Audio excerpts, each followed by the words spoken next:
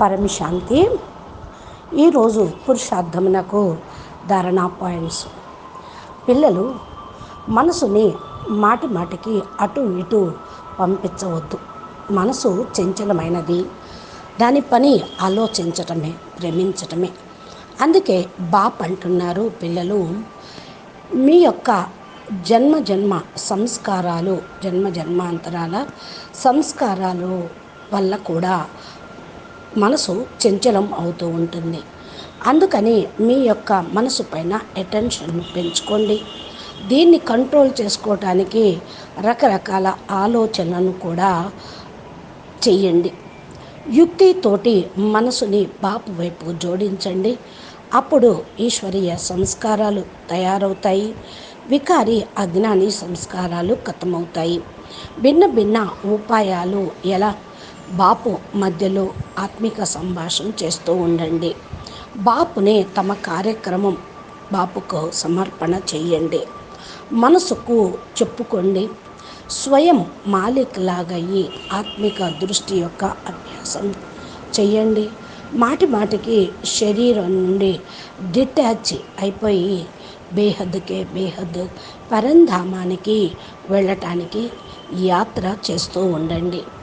ఇన్ని ఉపాయాలతోటి ముక్తి లభిస్తూ ఉంటుంది.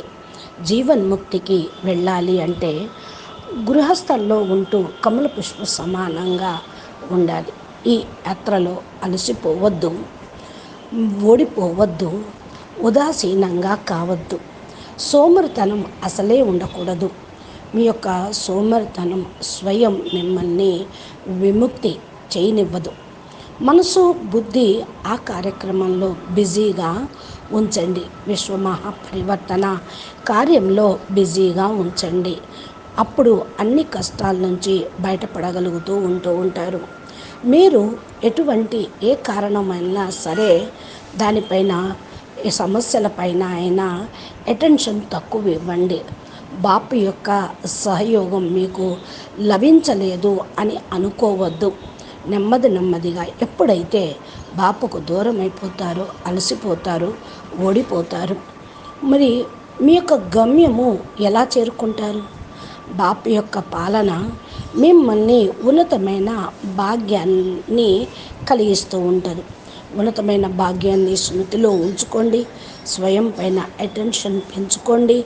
మీ యొక్క అటెన్షను తోటి పురుషార్థం చేయండి. బాపు మీ యొక్క ప్రతి వైపు నుండి అన్ని వైపుల నుండి బుద్ధిని తొలగించి బాప్ సమానంగా కండి. మీ యొక్క సాంగత్యంలో కాకుండా బాపు సాంగత్యంలో కూర్చోండి. మీరు పూర్తి అటెన్షను ఇచ్చి అనుభవం చేసుకుంటూ ఉండండి. బాపు తన యొక్క మీ యొక్క లౌకిక కార్యక్రమాలు కూడా పూర్తి చేస్తారు. బాపుకు సాతీగా కండి. బాపుతో అనుభవాన్ని తోడుగా ఉన్నారు అనే అనుభవం చేసుకోండి. బాపుతోటి ఆత్మిక సంభాషణ చేస్తూ ఉండండి. సాకారంలో బాపు ఈ ప్రపంచంలో ఉన్న ఏ కార్యక్రమం కోసమైతే వచ్చారో ఆ పని పూర్తి చేసేదే ఉంది. కాబట్టి బాపు ఎప్పుడు హిమ్మతే బచ్చే మదే బాప్ అంటారు. బాపు యొక్క సహయోగం తీసుకోండి. బాపుకు తోటి తోడు నీడగా ఉంచుకోండి. ప్రతి కార్యక్రమములో అప్పుడు సఫలత అనేది లభిస్తుంది.